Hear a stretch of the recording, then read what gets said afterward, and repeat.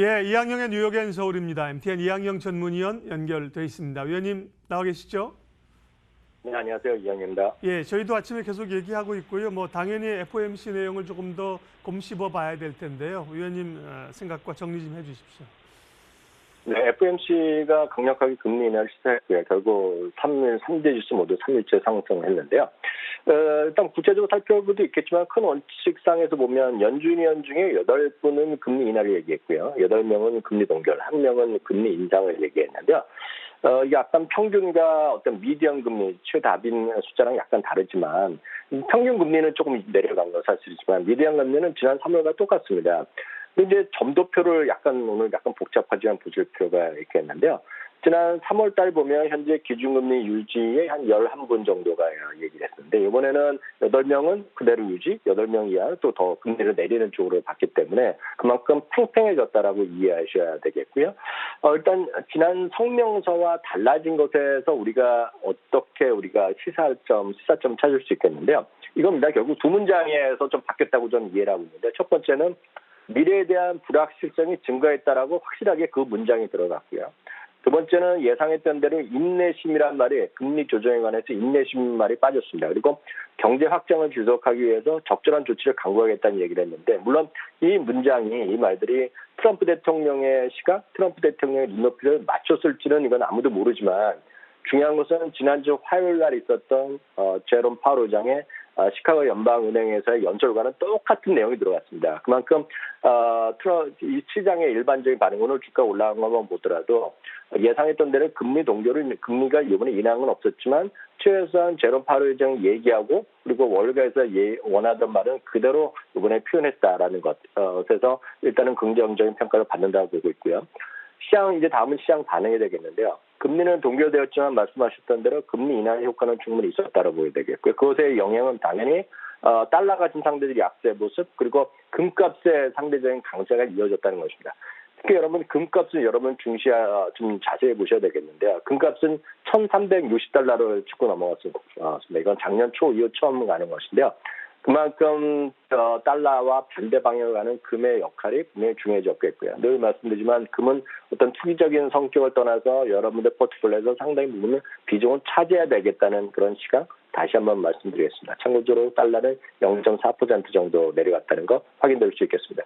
예, 대략 이제 시장의 기대치를 충족하고 연준이 목소리를 제대로 냈다는 정도의 평가를 하셨습니다. 네.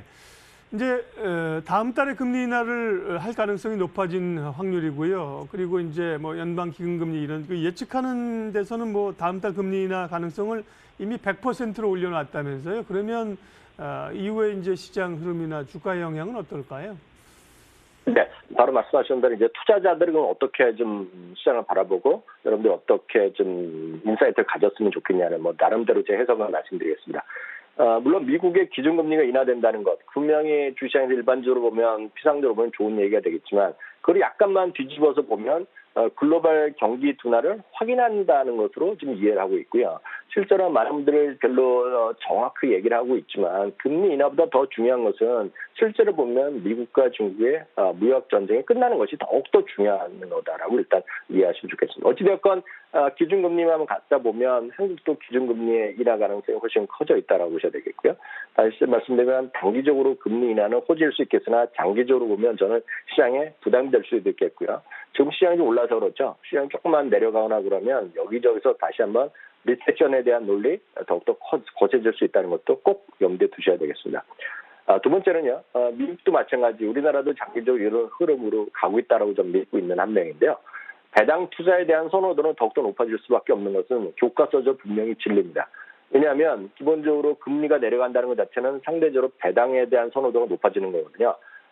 참고적으로 미국의 S&P 500 기업 중에요. 80% 가까이 400여 개 이상이 배당을 현재 주고 있고요.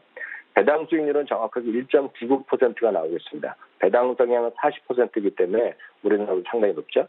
섹터별로는 에너지, 유틸리티, 그리고 부동산, 리츠가 별도로 있기 때문에 이런 것들에 대한 관심이 높겠고요. 소재주까지도 평균 이상의 배당을 주기 때문에 우리나라에도 장기적인 영향을 미칠 수밖에 없다고 보셔야 되겠습니다. 대표적인 배당주는 여러 가지가 있겠으나 가장 쉬운 것은 ETF로 하는 것이 편한데요. 예를 들어서 배당 귀족주라는 것들이 있습니다. 여러분 많이 상식적으로 들으셨겠지만 25년 이상 꾸준하게 배당을 드리는 것은 미국에서는 미국 배당 귀족주라고 얘기하는데요. 배당 귀족주 펀드 ETF가 오늘 사상 최고가를 기록하고 있습니다. 그만큼 그런 것들이 큰 틀에서의 시장에서의 하나의 트렌드로 형성하고 있다라고 보여지고 있겠고요. 참고로 1년 동안 이 펀드가 10.5% 올라갔고요. S&P 500보다 딱 2배가 수익률이 더 났습니다.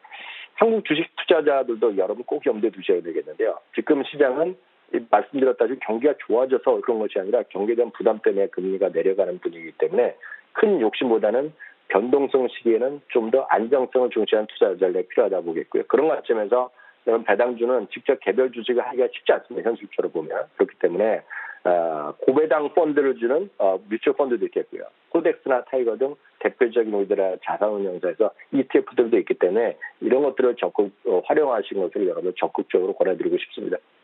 예. 한국에서도 최근에 이제 중간 배당에 대한 관심이 좀 높아지고 있는 그런 상황들입니다. 뉴욕 증시 특징주 그리고 국내 증시 연관 지을 만한 특징주 크로스는요? 네, 어도비 시스템이라는 회사를 소개해드리겠습니다. 어도비 시스템 하면 보통 분은 저게 뭐냐 하는 분들 계시겠지만 조금 이제 PC나 이런 소프트웨어 익숙하신 분은 아실 것 같고요. 특히 방송 계통에 일하시는 분들, 유튜브 하시는 분들 이거 모를 수가 없습니다.